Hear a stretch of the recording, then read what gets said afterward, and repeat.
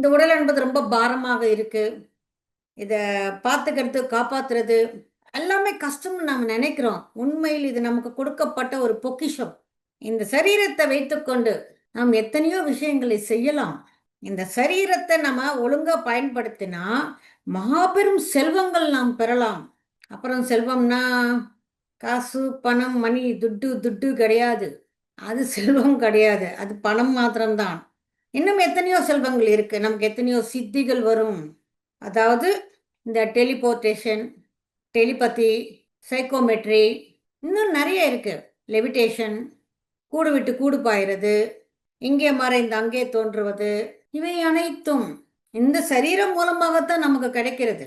நமக்கு எல்லாருக்குமே தெரியும் ஆதிசங்கரர். அவர் 36 வருடம்தான் ஜீவித்தார்.